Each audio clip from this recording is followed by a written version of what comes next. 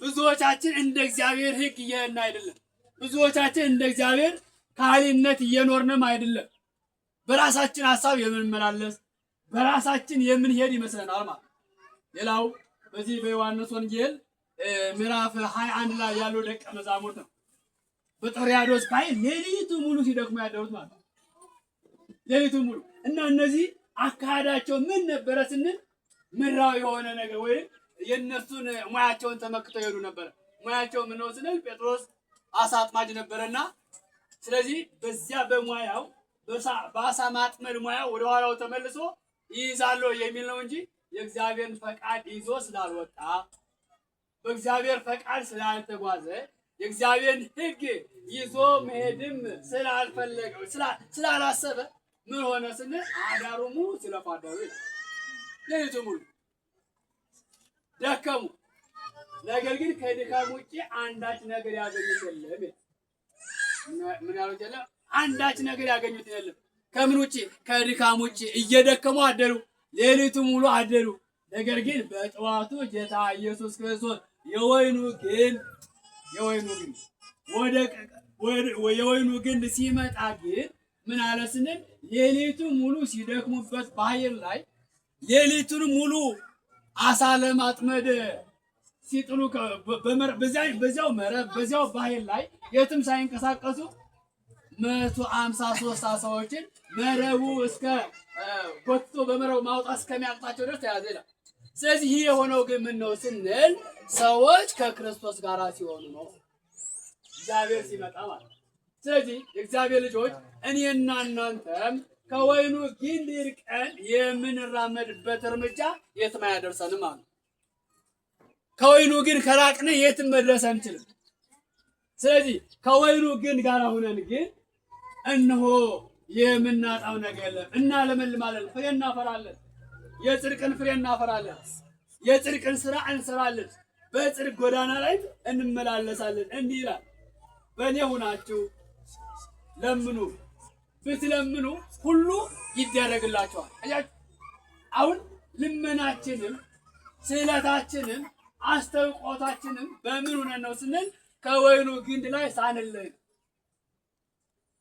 ከወይኑ ግንድ ላይ ከተለየነ ብንለምንም ልመናችን ዋጋ የለውም፣ ብንጸልይም ጸሎታችን ዋጋ የለውም፣ ብንጾምም ጾማችን ዋጋ የለውም።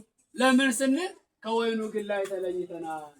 አንድ ቅርንጫፍ ከወይኑ ግንድ ከቆረጣችሁት በኋላ ውሃ ብታጠጡት አይለመልምም። ምንም ብታደርጉለት ሊለመልም አይችልም።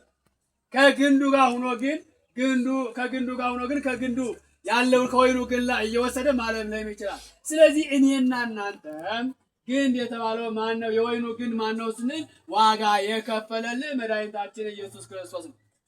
በቀራንዮ አደባባይ ስጋውን የቆረሰልን ደሙን ያፈሰሰልን ከዚያ ከባርነት ወደ ዘላለም ነፃነት ያወጣን ከድቅድቁ ጨለማ ወደሚደነቀው ብርሃን ያወጣን መድኃኒታችን ኢየሱስ ክርስቶስ ነው ማለት ነው። ስለዚህ ከእርሱ ጋር ሆነን ስለምን ልመናችን መልስ ያገኛል ማለት ነው።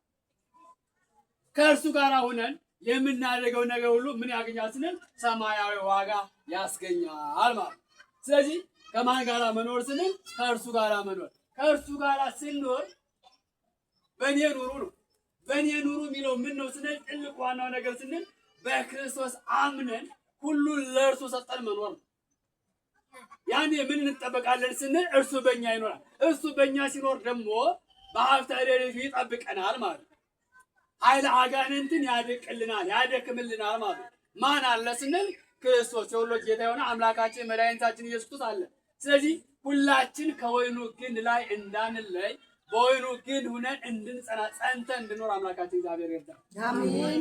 ስለዚህ በወይኑ ግንድ ከሆነ ፍሬ እናፈራለን። ፍሬ ደግሞ የትኛው ነው ስንል የጽድቅ ፍሬ እናፈራለን። መልካም ስራዎችን መርጠን ያን መልካም ስራችን እያዩ ደግሞ ምን ይላሉ ስንል እነሆ ሌሎቹ ደግሞ የእግዚአብሔር ልጆች ክርስቶስን እናስመሰግናለን። ክርስቲያን ራሱ ብቻ የሚመሰገን ሳይሆን እግዚአብሔር የሚያስመሰግን መሆን አለበት። ምኑን አይቶ ስንል መልካም ስራውን አይቶ። ስለዚህ እነሆ የእናንተ መልካምነታችሁን አይቶ ኢየሱስ ክርስቶስ ሲያስተምር በሰማይ ያለውን አባቴን እንዲያመሰግኑ ብርሃናችሁ በሰዎች ዘንድ ሁሉ ይብራ። ብርሃናችሁ በሰው ልጆች ሁሉ ይብራ። ምን እንዲል? እነሆ የእናንተን መልካምነታችሁን በጎረቤት ዘንድ ያላችሁን ተወዳጅነት፣ በዘመዶቻችሁ ዘንድ ያላችሁን ተወዳጅነት፣ በሀገራችሁ ያላችሁን ተወዳጅነት፣ ፍቅር፣ ሰላም፣ ርኅራኄ እነዚህን ኑሯችሁ በዚህ ስራችሁ ማን ይመሰገናል ስንል ክርስቶስ ማ ክርስቲያን ነው። በክርስቶስ ክርስቲያን የተባለ እሷማ በክርስቶስ ክርስቲያን የተባለች መልካም ሰው ናት ተብላችሁ ማን ታስመሰግናላችሁ ስንል ክርስቶስን ታስመሰግናላችሁ። በእኔ ኑሩ እኔም በእናንተ ኖራለሁ። በምህረት ያስተማረን የገሰጸን አምላካችን እግዚአብሔር